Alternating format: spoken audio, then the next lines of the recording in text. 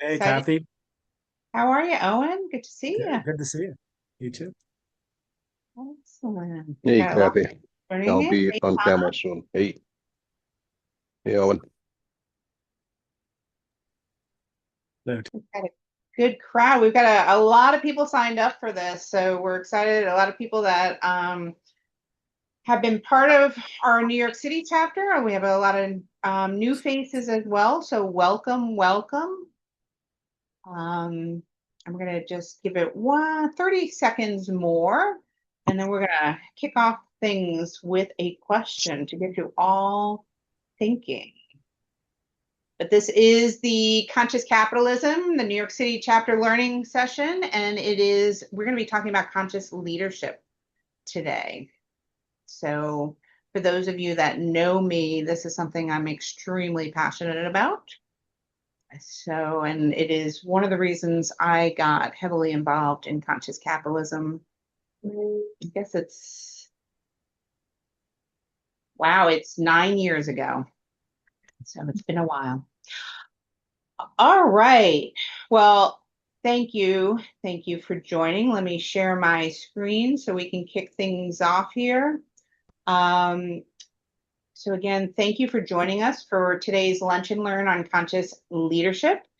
And this session is part of our Lead with Purpose series here at Conscious Capitalism New York City. And what we're going to do today is take the chance. It is meant to be interactive, it's meant to be reflective, and we're really hoping that you've got a takeaway from this session that you will look to do things slightly different as a result of today.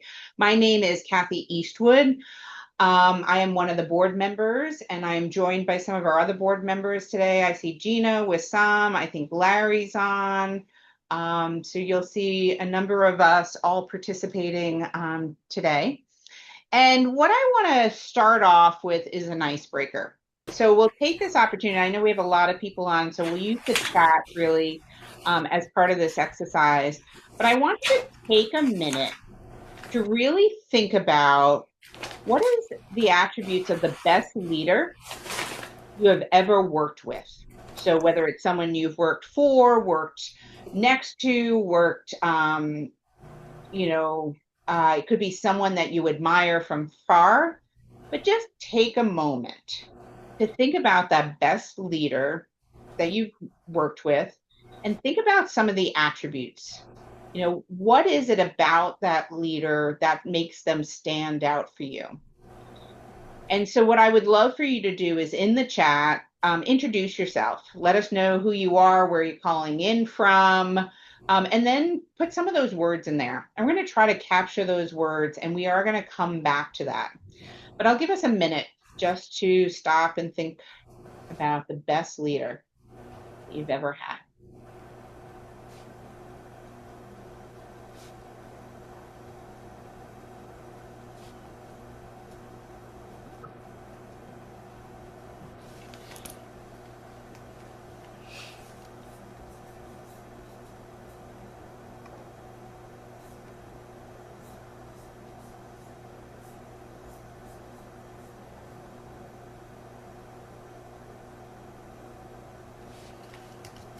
All right. So, for anybody just joining as you're coming in, we're just taking a moment to reflect on the best leader we've ever had and then putting it into the chat. Who are you? Where are you calling in from? And then some of the words that come to mind when you think about the best leader: compassion, empathy, competent, thoughtful, excellent. So keep those words coming because we're going to gather all of those as we get started here.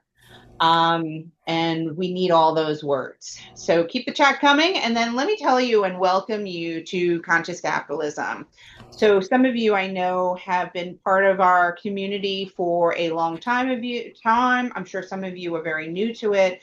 But Conscious Capitalism is a movement, an organization, and a business practice to really reshape purpose, perception, and the practice of conscious capitalism, or capitalism, I should say. We believe that business should be a force for good. And when you think about capitalism, it has been really a driver of a lot of great things in the world. And we have 4 tenets that really are our bedrock of transforming companies, because what we want to do is make sure that the businesses are a force for good, right? So we know what capitalism is, but it needs to have a soul. And when we think about that conscious capitalism, there's 4 tenets, right? It really starts with a higher purposes. Really, businesses can and should be done with a purpose that goes beyond profit. Now, we actually did a session probably about 6 months ago now, but we've been going through each one of these tenets and working through them. So we have a lunch and learn, we have a recording on it on higher purpose. The next one is around stakeholder integration and looking at all of our stakeholders, not just our shareholders. Okay, again, that was the last lunch and learn we did about 3 months ago. And we will get you the recordings on those if anyone is interested. The third tenet is around conscious leadership, and that's what we're going to be focusing on today. And then I'm sure you can guess this, the next one will be about a conscious and caring culture, right? So what we look to do, and for those, this is all based on the book Conscious Capitalism by John Mackey and Raj Sisodia. And our movement here is to really elevate humanity. And when you think about where we are in New York City, being the center and the hub of so much business, we really are focusing on to unite all of us, around fundamental human values. And when we can unlock what unites us, then everyone will be winning. In Conscious Capitalism, New York City. Verdade. I think you just left him. If you wouldn't mind, if you can mute yourself until we get through these sessions, this part, thanks. So we're really focused to shape New York City business ecosystem where fairness, integrity, respect, and empathy, or FIRE, are fundamental business values, and they're key to decision making and considered drivers of success. And that's what we want to do. We want to elevate business through humanity. And that's why we're having these lunch and learn series, these webinar series, and we've opened it up beyond just New York City to everyone, to our community. It's not meant to be a lecture. We really look for everyone to participate and be with us. And we are focusing on the 4 tenets. And if there's other subjects that you want, please share and bring them to us. I am Kathy Eastwood, as I mentioned, and I am the chair of the educational stream. So we try to do these virtual sessions, and then we will do a tremendous amount of in-person as well. So with that, let's get started. Let's, break it down. I asked you, and I opened up this session of what does great leadership really look like? And here's some of the words that I captured, or we captured, I should say. Imelda's been helping me with this. Great listener, conscious, improvises, not a great word for me.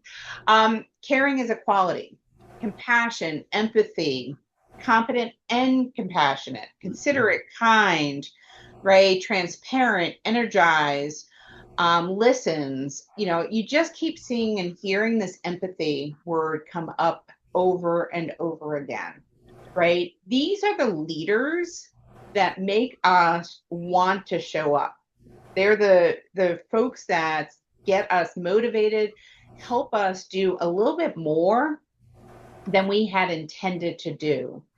And that's really why it's so important to stop and think about. And I love to do this question with folks is, what does great look like? Because none of these words are saying highly technical, know the business inside and out, have all the answers, are, make great decisions all the time, or, are, tell me what to do. These mostly are around feelings, right? Great leaders are authentic. They're themselves. They're genuine. They're showing up. They're caring. They're focusing on more than just the task at hand. And that part's really important for us to think about as we go through this, because conscious leadership is about getting stuff done And I'm going to start there. It is about getting stuff done, but it's how we do it. There's a phrase that I use often with groups that I work with. The job of a team is to deliver results for the business. And we can't forget about that. Too often people are like, oh, well, what do we need to do? Like, I just have to care about my people. No, we still have to deliver results. First and foremost, as a business, we're in business, we have to deliver the results. So that's the job of the team, is to deliver those results. Now it's the job of the leader is to make that happen. And you do that by empowering your people, inspiring your people, enabling them, making sure they know what they need to do, coaching them, also holding them accountable, rewarding them when they've done great things, being direct, removing obstacles. The leaders are orchestrators of the business to help drive those results. And that's when we show up as a leader, how are we doing that? And it's that conscious leadership that says it's more than me just being a command and control. This isn't about me telling you what tasks to do. It's facilitating and orchestrating how we get to the results.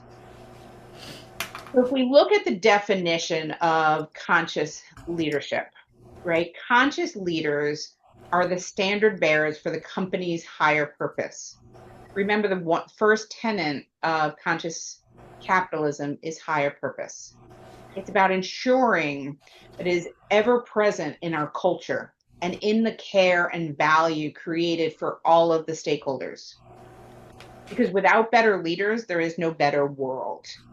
So you have a purpose, you're engaging all of your people, and the leader, and it's not just one leader, right? You want to bring leadership in across your entire organization. And that's when that starts to blend into the entire conscious culture, but it starts with leadership first. And in conscious capitalism, there's an acronym that works really well to think about what are the different elements of being a conscious leader. For those that are not familiar, there is a conscious capitalism field guide, and that's what I'm really drawing upon on our exercises today. But it goes through and provides a workbook for you to answer some of these questions, to do the self-reflection. We're going to do a couple today, but this is what I'm using as our guide as we go through this. So strength, energy, long-term orientation, flexibility, love and care, right? I love that love is there. Owen's going to give me a shout out on that one. I know he is, because you have to bring your heart to work. Emotional intelligence, systems, and spiritual intelligence. So if we drill into each one of these a little bit, what does strength mean? Strength is really about having strength, but without ego, right? It's the courage and the conviction to be able to make hard decisions, to really be able to stand by your values and act decisively, especially when it's uncomfortable. That's what leadership is all about, because leadership in good times is easy. I was just talking to Wissam, one of our board meetings. Leadership is tested in the difficult times, right? That's when you have to have the grit. That's when you have to be ready, and you have to have the conviction to move forward.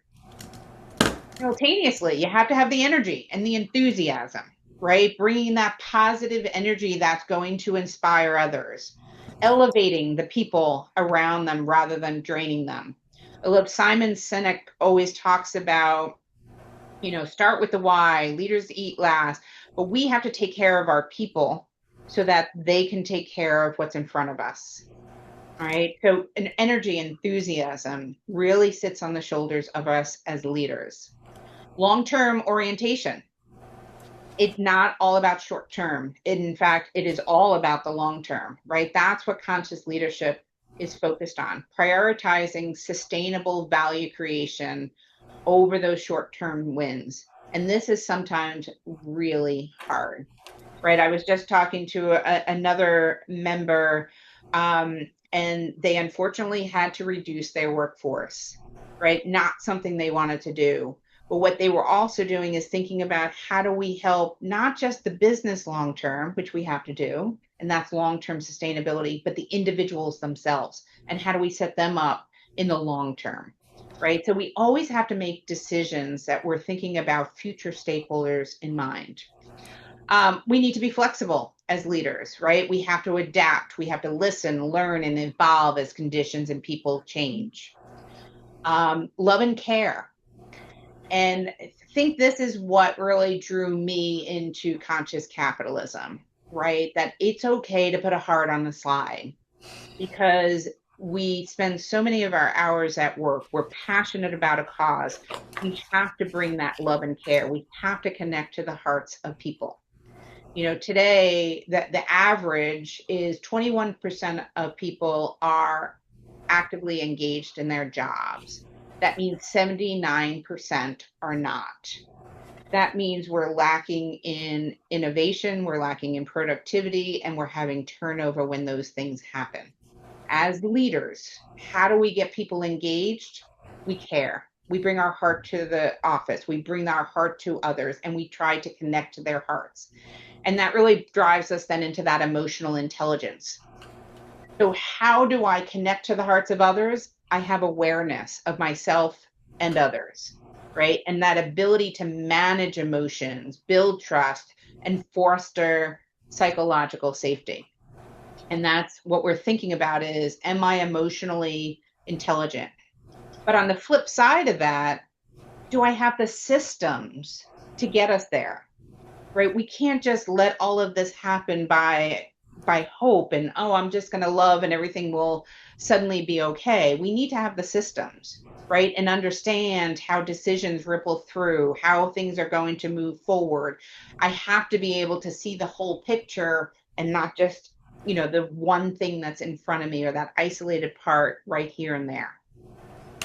And then conscious leadership is about having spiritual intelligence as well, right? That deep connection to meaning, purpose, values, not just ourselves, but the business itself, its purpose, its meaning, its values, and each one of our stakeholders as well. So we're bringing all of this together to really have this selfless set of qualities and be a conscious leader.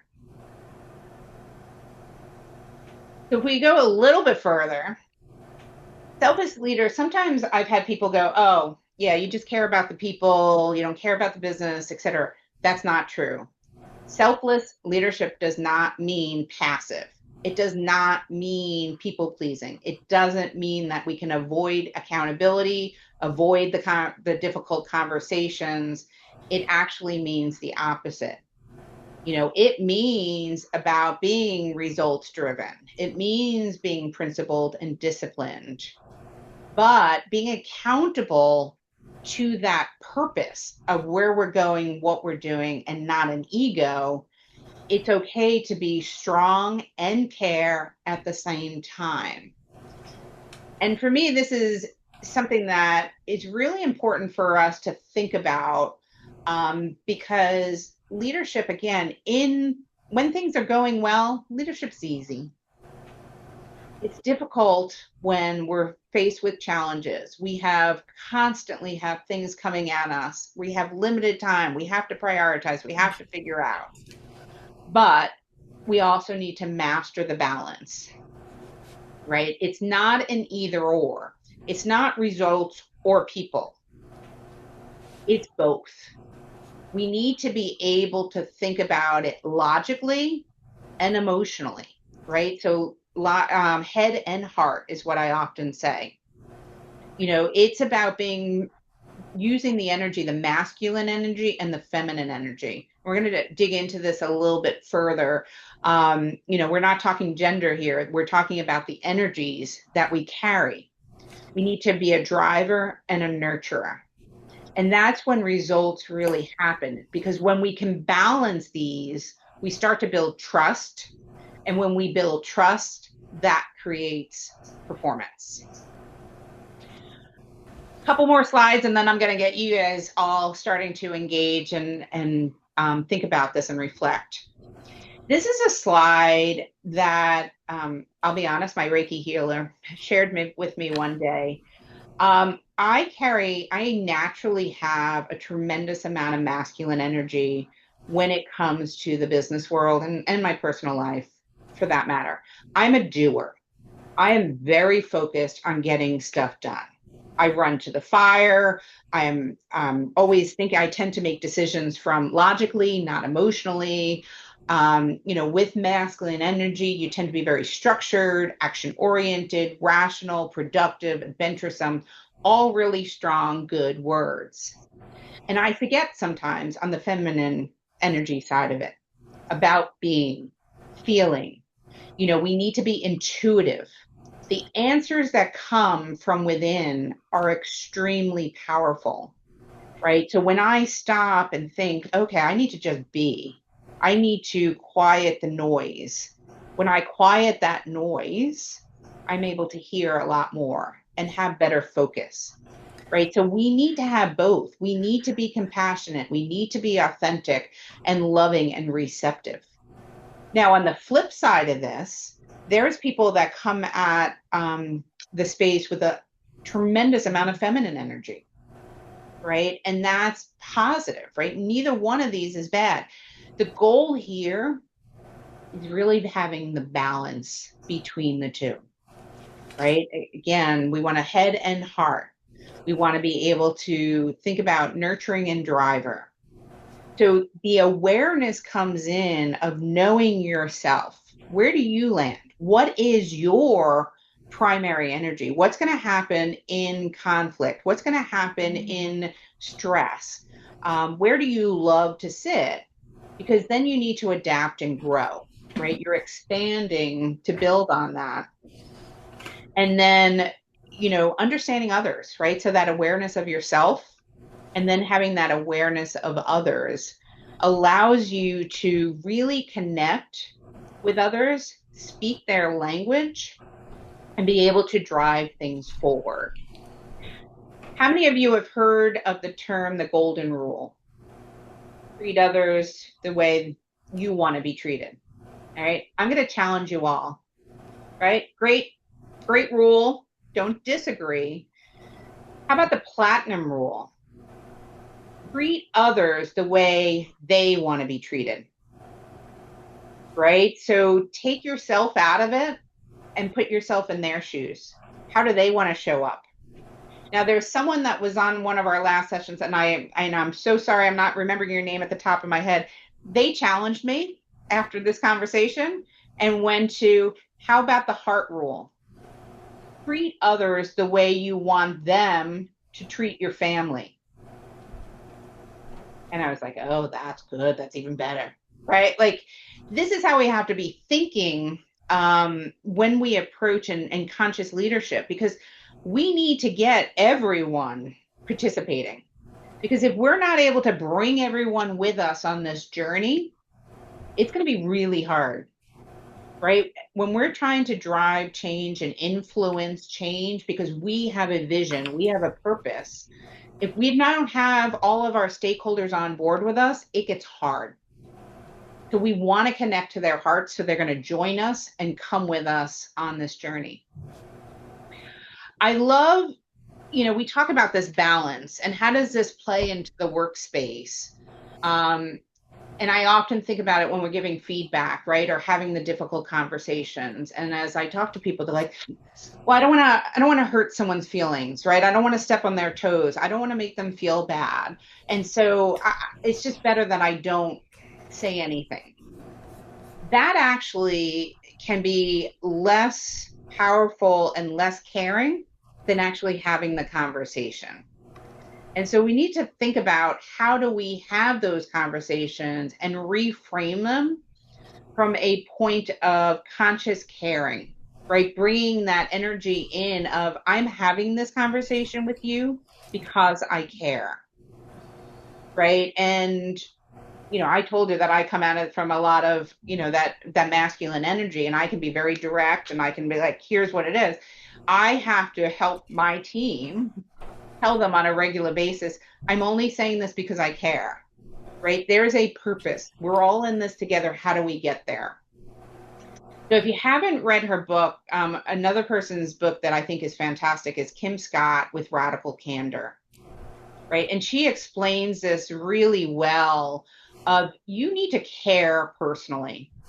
And that's what we have to do as leaders is really build the trust and care, get to know our people, because when we then care personally, we can challenge directly and we can have those difficult conversations because it's with the intent to improve. So all of this, a lot of people will say to me, okay, this is great, Kath. So what? Or how do I get there? Or, it's great in theory, but how?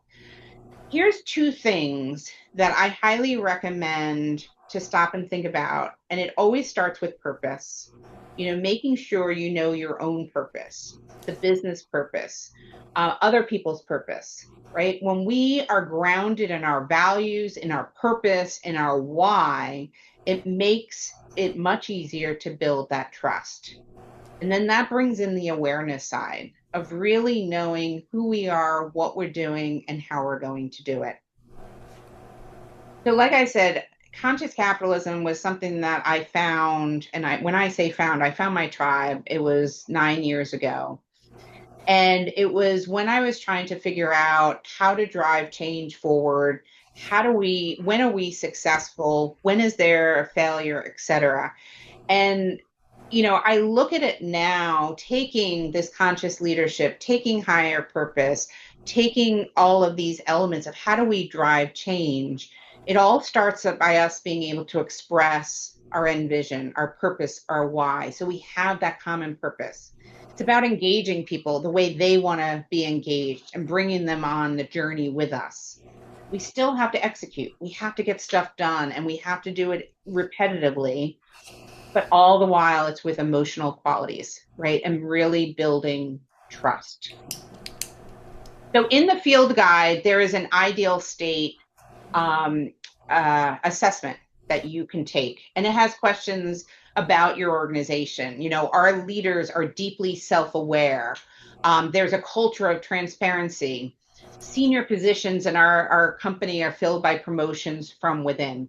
This gives you a really good checklist of what do I need to be thinking about as a leader, and how do I make sure that I am embodying that conscious leadership mindset as I approach it.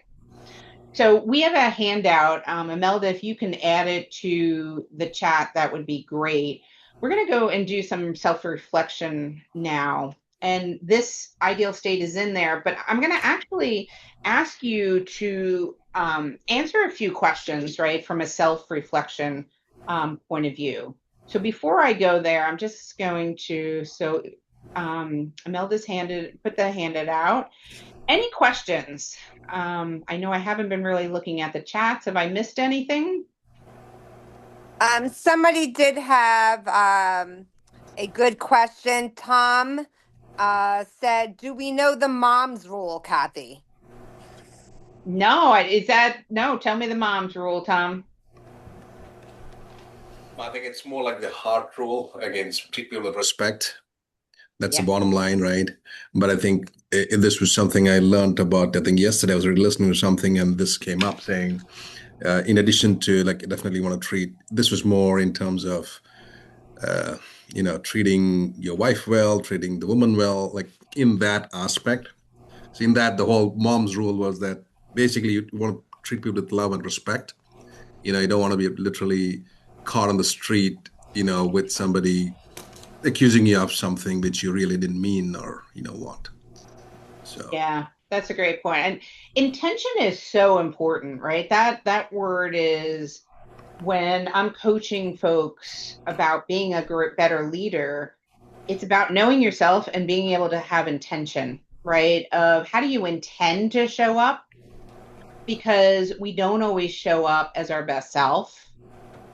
And when that happens, you want people to know that that is an exception and not the norm, right? So you want to, Imelda's on the call with me today. She works very closely with me. She knows right before a big session, I've got a lot of stress going on. I might bark orders.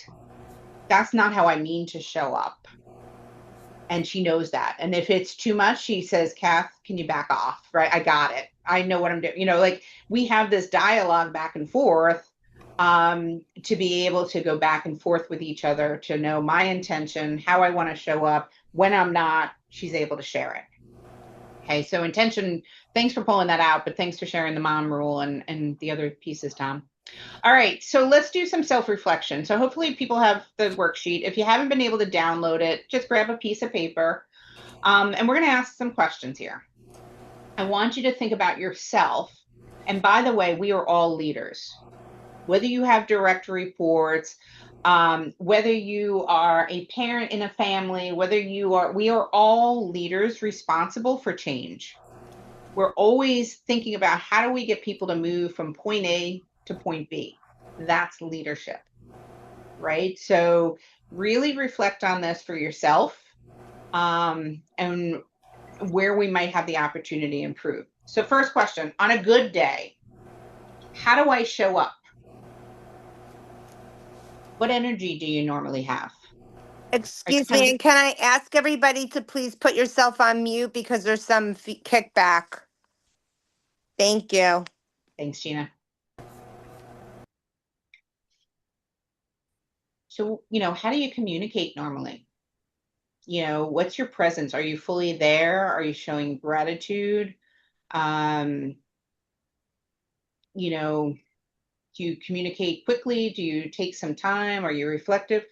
On your best day, how do I show up? So just write down some words.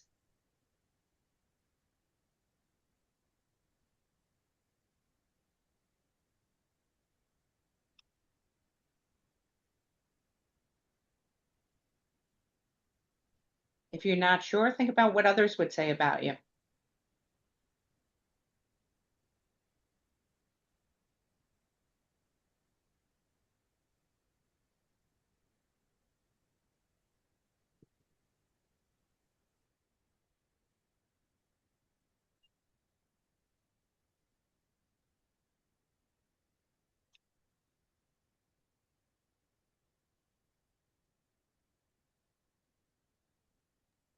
Did you want in the chat, Kathy, or? No, this is self-reflection for yourself. If you want to share, you're more than welcome, but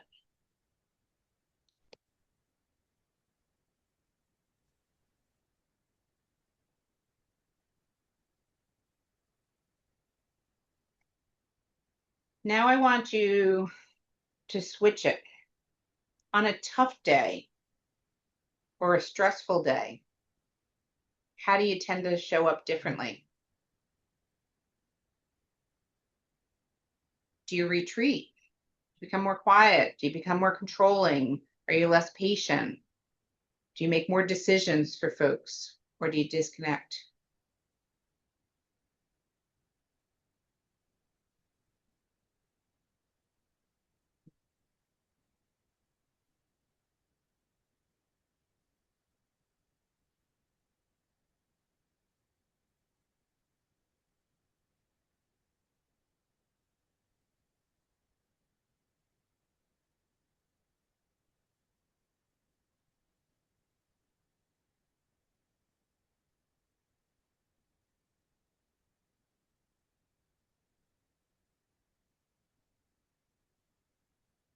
All right, dig a little deeper on this one. If you ask someone you work with, how do I show up on a tough day? What would they honestly say?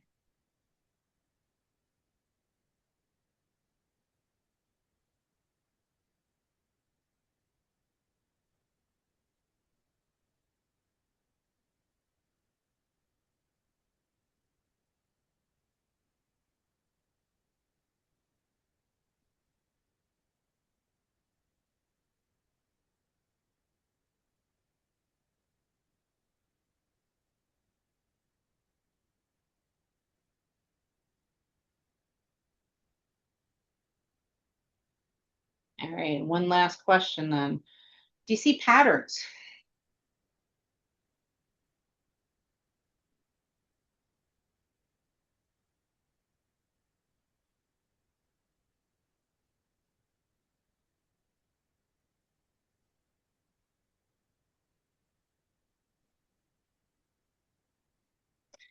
Andrea, I love that. Absolutely. Andrea said she's going to increase her own self-awareness and ask her husband how she shows up on good and bad days. Excellent. So I would love to share out some of your reflections, inspirations, because now we're going to let's take one more minute. What do you think you can do differently as a result of some of this reflection?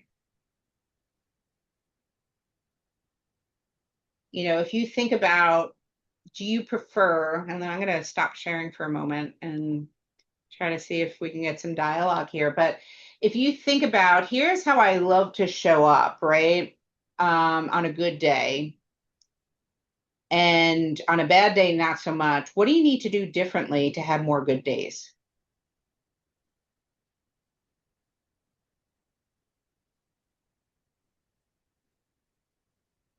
Anybody comfortable to share? Be mindful. Thanks, Tom. I like this, Andrea. Before meetings with others, I'm going to start by asking myself how I want to show up. Pause and reflect. Extremely powerful. Yep. Doing mindful practices and move my body, Adrian. I love it. Fantastic. Knowing what a day be good, knowing what makes a day be good. That's a great one, Krista, right? Stopping to think about what does great look like? Starting your day with that mindfulness of here's what today would be fantastic. Here's how I want to set myself up for success. Here's what I would love to do. All great stuff. You know, I'm sorry, I'm trying to read and Nadine shared irritating incident. I'm more inclined to think in terms of irritating incidents rather than the whole day. I like that. So Nadine, what I think I'm hearing you say is there's a risk of you going off track into that one thing rather than coming back up and looking at the bigger picture. Right? Yeah, we all have a tendency to do that. Excellent. Gigi, focusing purpose of company and align to your values and mission. Fantastic. Right? When you're having a bad day, pulling out your mission, your vision, your values, and reading them again is a great way to reground yourself, right? To think along those lines. Carol, not expect perfection either, right? Apologize when appropriate and needed. You know, do you feel like you need to show up and be perfect? Do you think as leaders you need to have all the answers? No, not at all. Right? So really respecting that as a leader, no one expects you to have all of the answers. But what people do expect is that you show up, that you're authentic, that you admit when you don't know something, right? And it's okay. One of the most powerful things you can say is, I don't know the answer, right? When we admit that, then we're taking that fear, ego, uncertainty, and doubt off the table, right? And that's what we want to think about. Krista, I'm thinking you said there's no such thing. I'm assuming that means towards being perfect, right? So leadership is, I always say, it's not complex, right? It's fairly basic in what you need to do. Your role as a leader is to express the end vision, engage all your stakeholders, execute, follow through, go back to it, make decisions, and have that emotional intelligence. When it gets hard is when all of these other priorities come into play, right? It's that time constraints. It's someone asks you a question when you're trying to get that deliverable done. That's when we need to always take that breath and make sure that we're focusing on, where do I want to be? How do I ground myself? And how do I show up as the best version of myself? All right.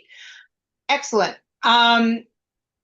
And, you know, just from, why does this matter? This is another slide I often share with folks.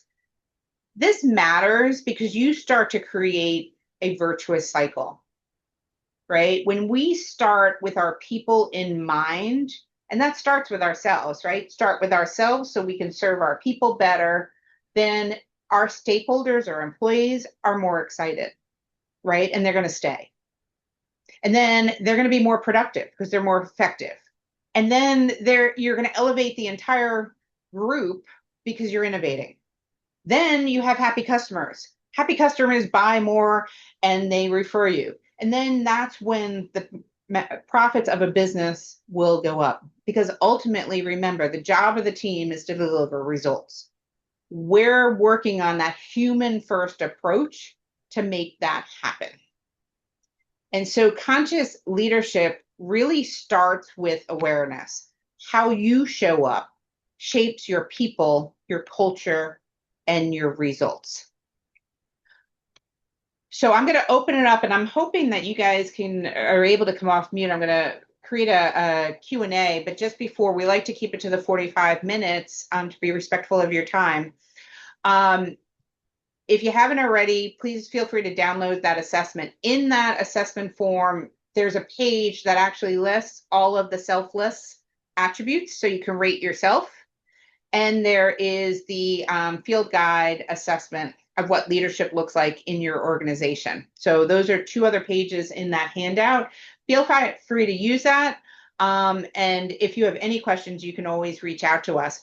If you're not already on our newsletter, please let us know and join us there. Join us on LinkedIn because we're starting to build out that forum again with a lot more information. And our next in-person event is March 19th at 6 p.m. In New York City. So if you are local, we would love to have you, and keep your eyes open for that information coming to you soon. So with that, let's come to Q&A, to thoughts, to comments. Kathy, we did miss one question from Manny. How do you make companies follow reward, encourage feminine energy? Can you please share examples of what good looks like? Yeah, it's you can't make any company do it. What you really want to do is make sure you're helping understand the benefits and the why, right? So why are rewards important and recognition? Because that's what motivates people, right? We need to think about people's, what I call it WIFM, what's in it for me. And when people feel appreciated, when they feel included, when they feel the purpose, they show up and give more, right? And so that's why you want to think about the rewards. And you can't, it's not, by the way, rewards are not just monetary, right? So you need to think about all of the things that help people feel good to want to stay and start to build that culture, right? So, and it's one person at a time. So I've had people say to me, well, my boss is toxic and hasn't talked to, doesn't give me what I need to be successful. Well, start with, do you know what you need to be successful? Do you need instant feedback? Do you need clarity up front? Do you need checkpoints, right? What do you need? And then share that with your leader and say, if you want the best out of me, here's how I show up best, right? It's not, oh, I have to give you an answer on the spot. Give me a couple minutes to think about it, right? Knowing yourself allows you to guide others to lead you better as well. So leadership is a two-way street, and we always have that opportunity to coach others that interact with us. So hopefully, Manny, that helps you on that for your question. Kathy, yes, thank you for that. But my question was a little bit more around the feminine energy that you talked about, right? Because typically companies reward or recognize the leadership that are on the masculine side. Show me the results, right? Or how did you perform last quarter, right? That's how it's been rewarded. My question is more around, have you seen companies that reward the feminine side? There are a bunch of things that you put in, which is great, right? And that is good. And that to me, it all comes from an individual leader. If that person chose to follow those traits, then they are good, they are successful. But then again, to me, I have noticed that, that doesn't come out as an encouraging behavior within the company, right? Always the examples come out as, hey, look at the masculine energies, right? I mean, those are the traits that have been always published. How do you Yeah, encourage the feminine side of yeah, it's being deliberate on what behaviors you do reward, right? And how do you model them, Manny? So it's not always the easiest thing, right? I'll be honest, and then this is why I'm in business, right? Is looking it? at people have to understand that actually you will get better results, and it's actually been proven that companies are 23% more profitable when they come at it from that balance and bringing that feminine energy. So some of that is education, and why we do these sessions is to help people understand that power, right? And that power is you are going to unlock productivity, you're going to unlock innovation, right, within the organizations. So then the next question is, when you reward results, which by the way, I'm a performance driven person, always reward results, but behaviors matter. So then you want to put the rewards in is how did they get those results? And if you start rewarding toxic behaviors and rewarding those that use the toxic, I mean, masculine is not bad, but solely masculine, then you are not showing up the way you intend to, right? So you need to think about who you're rewarding, how you're rewarding, and looking for those examples for that culture. I'll give you an example. So I worked in R&D, and we had a product release, and we were really driving quality, and we were stressed that we had to get a quality product out. And we asked why we were letting a product go out with bugs. And they said, well, we had to hit the deadline. It was more important to hit the deadline than to make sure we had a bug-free release. Well, what we actually did was we rewarded the team that went with a no-go decision because it wasn't ready. And so we rewarded that behavior because that was the right thing. And then that reward showcased to other teams where they're like, oh, wait a minute. So it is okay to raise our hand and say we're not ready. And so when you can find those behaviors and highlight them, then you start to create that culture. Excellent example. Yep, very good. Great. Thanks. Great question. Kathy, can I add something? This is Tom. Yeah. So I think, again, what you highlighted is important. And to Mani's point, though, it's a mindset shift.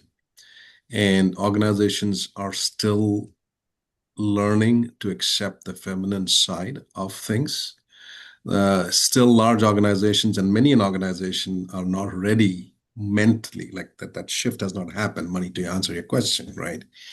And again, we'll share some things with you offline, Kathy, because I have been on the wrong side of the equation because I tried too much compassion and people thought I was being too soft. While when you look at the long-term, like when you take it over a 3 to 4 year period, the certain teams which had that feminine touch were more productive. They had more, like say, bug-free things, less stress levels, but nobody spends that 4 year cycle to understand that yet. Right. So it's a mindset shift, it's a leadership shift. But yeah, great question, Mani, and thank you, Kathy. Yeah, and that was that long-term orientation one. I don't always think about it, but that is, we need to change people's mindset that it's not about instant gratification, right? It's the long-term orientation. So I know people are dropping, so feel free to drop. Thank you so much. I'm going to stay on and answer questions for the next 10 minutes if you want to stay in. But really appreciate everyone joining us. Thank you. So any other questions?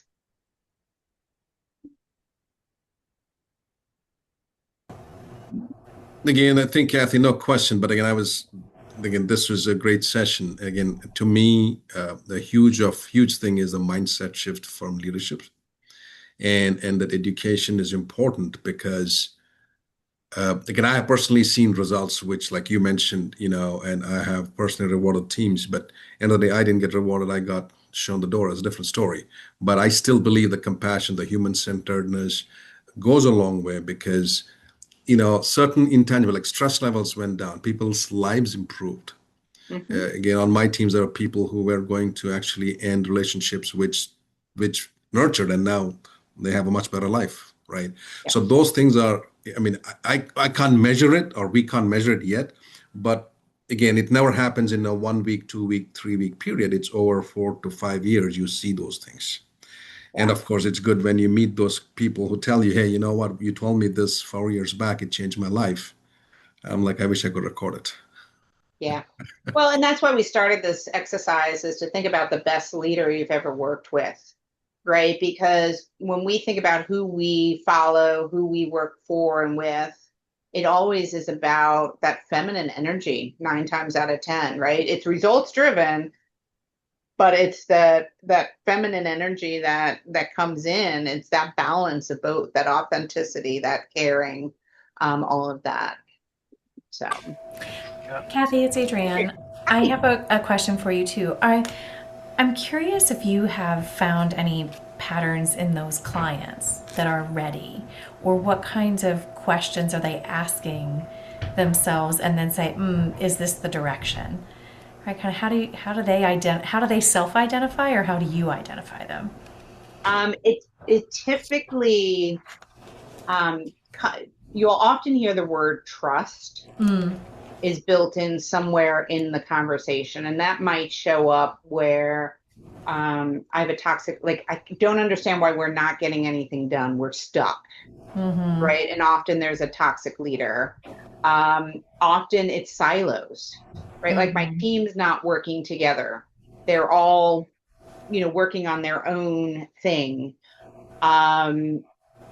I need the team to step up. That's a big one, right? A new leader comes in and says, we've got a massive transformation. I need people running 1,000,000 miles, right? And they know that people are standing back. They're waiting. They're fearful. Something's going on.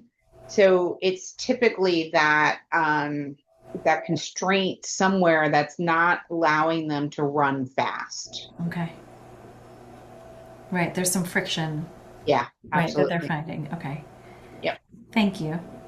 One thing I will add also, I think the goal orientation is important, right? Kathy mentions it's just not the friction, it's everybody rowing in the same direction also.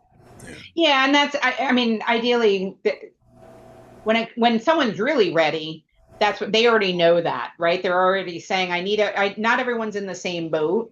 So I was talking to a CEO recently that I've supported in the past, and he's like, I'm starting a new I'm going in as a CEO of a new business. He's like, there's no trust. So he already knows what that looks like, of that trust and that team working together.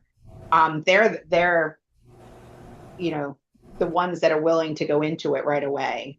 I still haven't figured out how, for people that don't get it, that love the command and control, or think, it's actually those that think they're empathetic and caring and engaging, and they're not actually. Confidence with ignorance is the worst combination.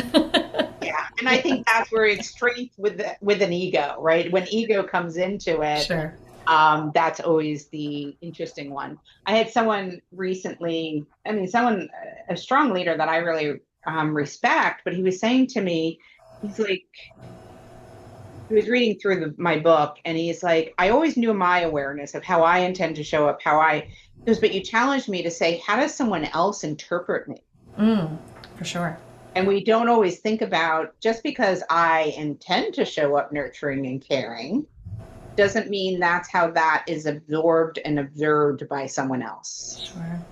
And that's why I say, if anything, it's awareness. Sure. Right. The actual impact that we're having. Yeah. And that the only way you find that out is asking. Yeah. So when Andrea had said to, she's going to go ask her husband, we should all be asking everyone around us, how do I come across? Do you think this is good? On a bad day, what do you see? What do you like? What you don't? I'm sure my 14-year-old son would love to tell me how I'm coming across. Probably learn a lot. Well, Kathy, I would say Thank you. wish what you ask for kind of thing. I would be careful with that. Oh, I don't agree. I always give good, bad, and ugly. That's like I get on calls with teams and I'm like, give me it all, good, bad, or ugly. No, no, I I mean, teams is okay. I'm talking of the spouse or partner. Oh yeah. No, actually, I'd argue on that one, but that we can take one offline. So good. Excellent. Any other questions? All right. Well, thank you all for your time. Really appreciate it. Great seeing you all. And we will talk soon. Thank you. Take care.